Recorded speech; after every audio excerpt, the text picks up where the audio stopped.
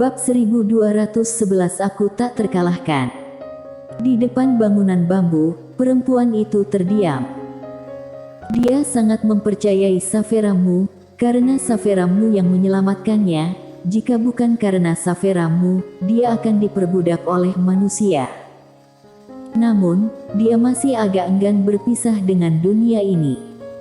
Saferamu meraih tangan wanita itu dan berkata dengan lembut, "Kamu tidak berutang apapun di dunia ini." Wanita itu menundukkan kepalanya sedikit. Saferamu tersenyum dan berkata, "Bagaimana dengan ini? Tunggu waktu yang tepat di masa depan, kemudian aku akan membiarkan orang itu membawamu ke sini. Jangan khawatir, dia akan ada di sana pada waktu itu.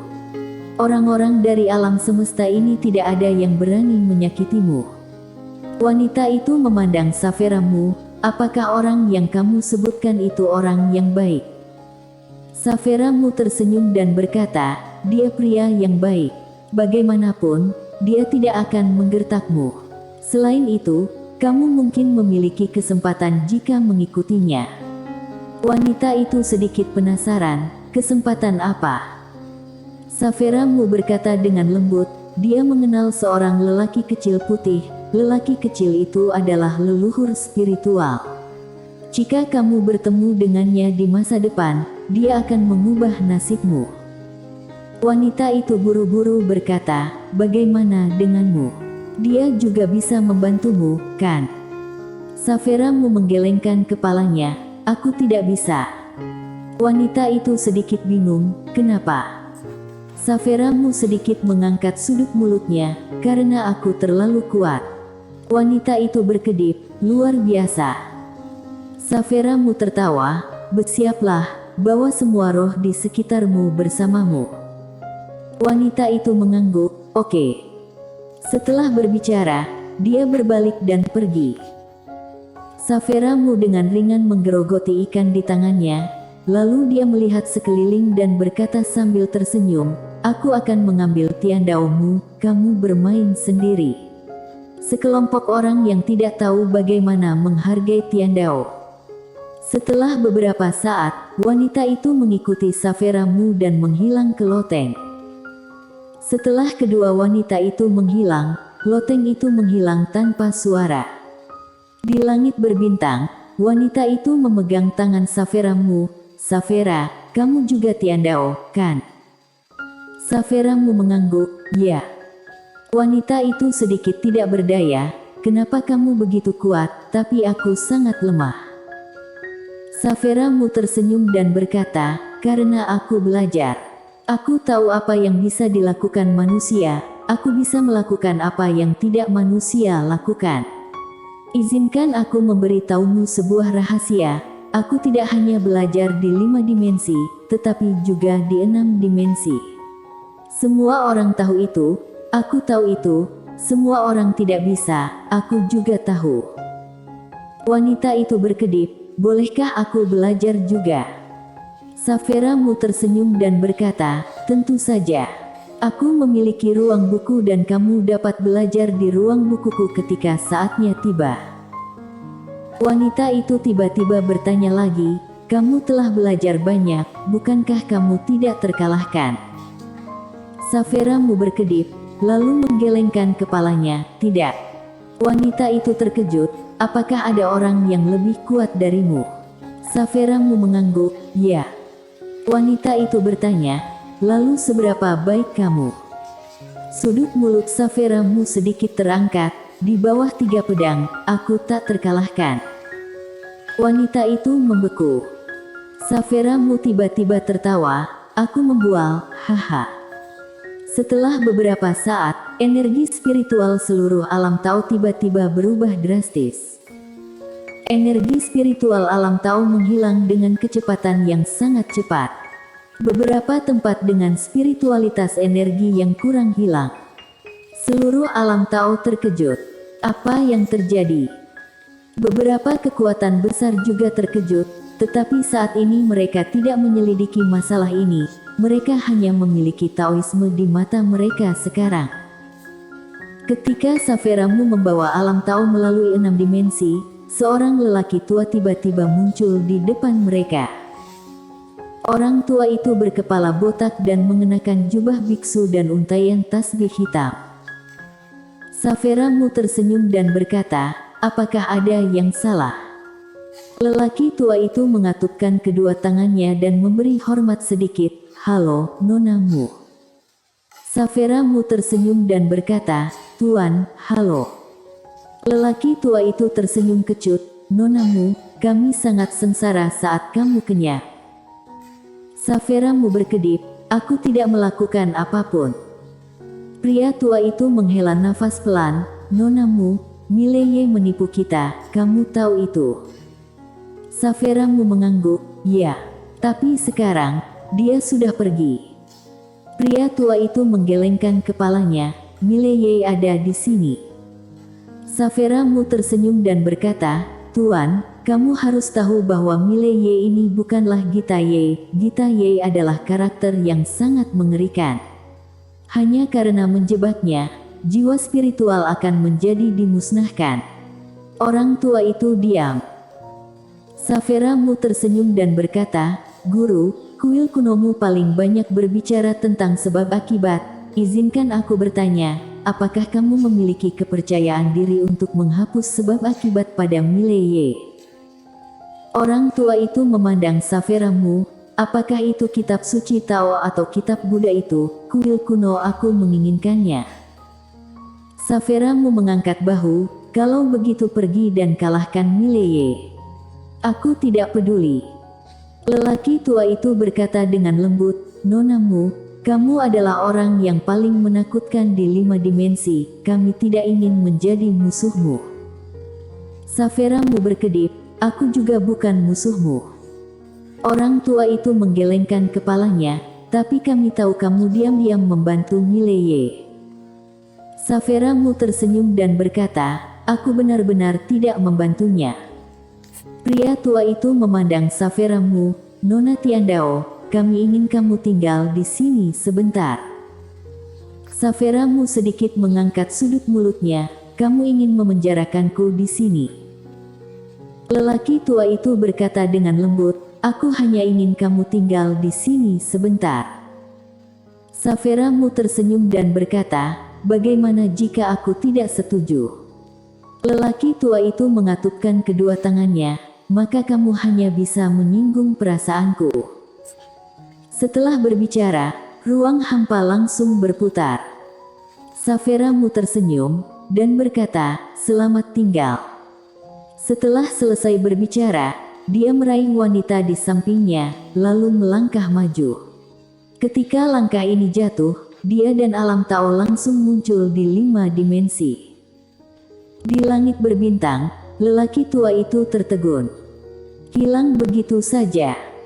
Orang tua itu tertegun sejenak, lalu dia menoleh dan melihat ke bawah. Pada saat ini, matanya penuh ketakutan. Seberapa kuat wanita ini? Alam semesta 5 dimensi. Di pegadaian Tiandao, Saferamu melihat sekeliling dan berkata sambil tersenyum, "Aku sangat merindukan Queen, aku seharusnya pergi menemuinya sebelumnya." Wanita di sampingnya tersenyum dan berkata, "Lain kali kita bisa naik." Tiandao tersenyum dan berkata, "Benar."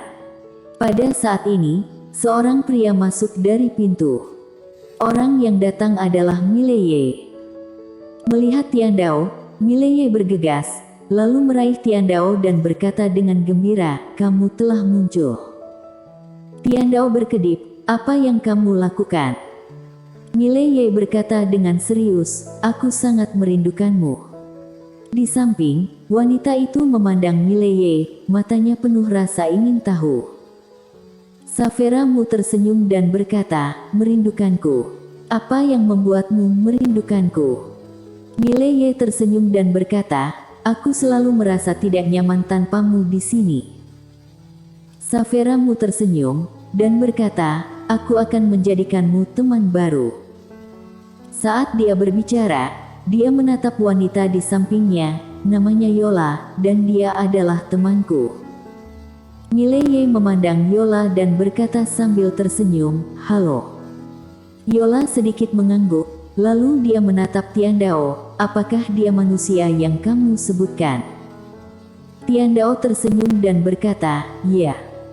Mendengar ini, Yola melihat ke arah Mileye lagi, kemudian berkata, apakah kamu orang yang baik? Mileye. Di sampingnya, Tiandao menggelengkan kepalanya dan tersenyum, gadis bodoh. Saat dia berbicara, dia menatap Mileye, dia adalah Tiandao dari Alam Tao.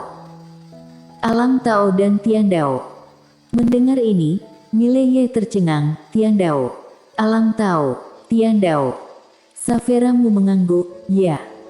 Mileye memandang Yola, yang juga menatapnya. Mileye menatap Saveramu, Nona Tiandao, kamu menjatuhkan Alam Tao Tiandao. Saveramu tersenyum dan berkata, apakah ada pertanyaan? Mendengar ini, Mileye terlihat sedikit aneh. Wanita ini terlalu main-main, kan? Dia bahkan menjatuhkan Tiandao dari Alam Tao. Apa yang akan dia lakukan?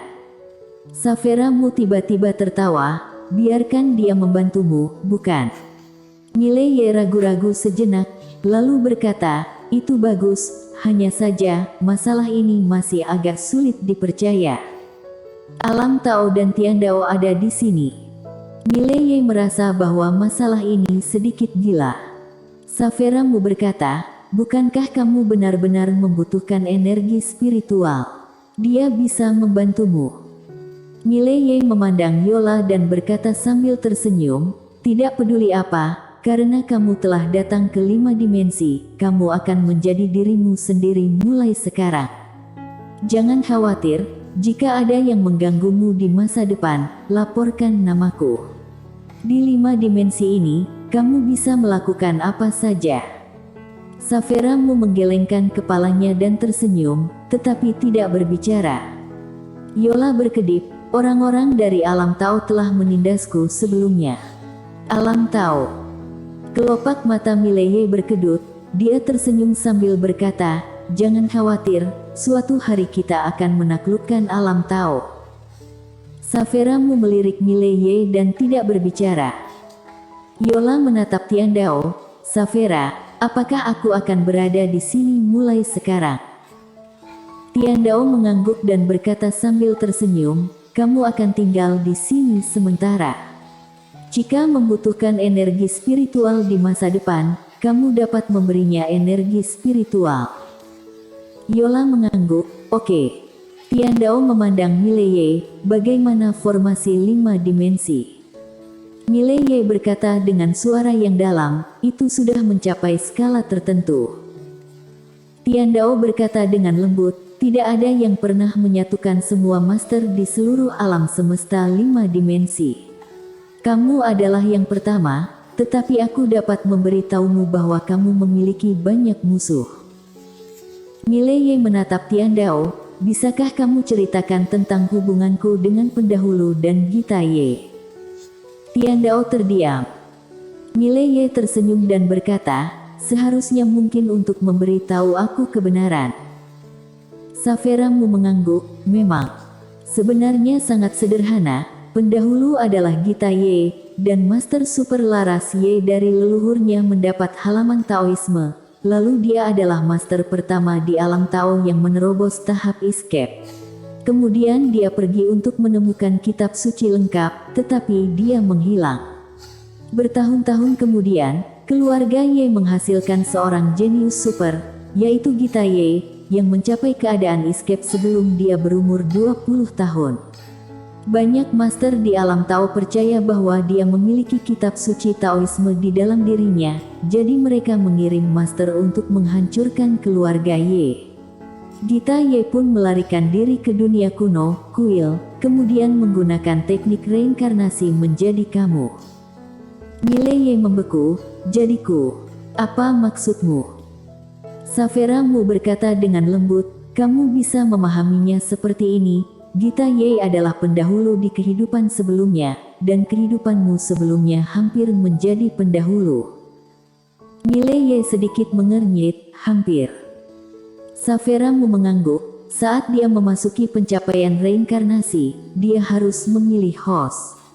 Dia tahu cara reinkarnasi dengan sangat baik. Dia ingin memilih seseorang dengan keberuntungan besar, yaitu kamu, tetapi dia terbunuh selama proses reinkarnasi.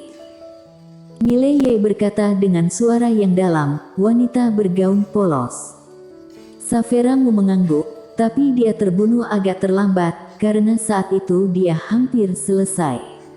Meskipun dia dipenggal oleh wanita bergaun polos, sebab akibatnya jatuh padamu dan wanita bergaun polos ingin memotong sebab akibatmu dengan dia, tapi untuk beberapa alasan dia tidak melakukannya.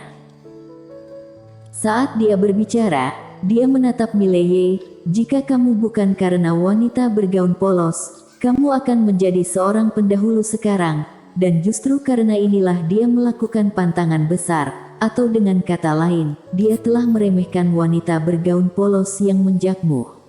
Oleh karena itu, meskipun dia adalah pelaku kejahatan, kamu tidak dapat lepas dari akhir kehancuran jiwa. Bagaimanapun, kamu mendapatkan semua manfaatnya, sebab dan akibat ini, kamu harus menanggungnya, kecuali jika kamu mengirim ruang buku keluar sekarang. Setelah hening sejenak, Mileye berkata, aku mengerti. Bagaimana dengan dua sebab akibat aku yang lainnya?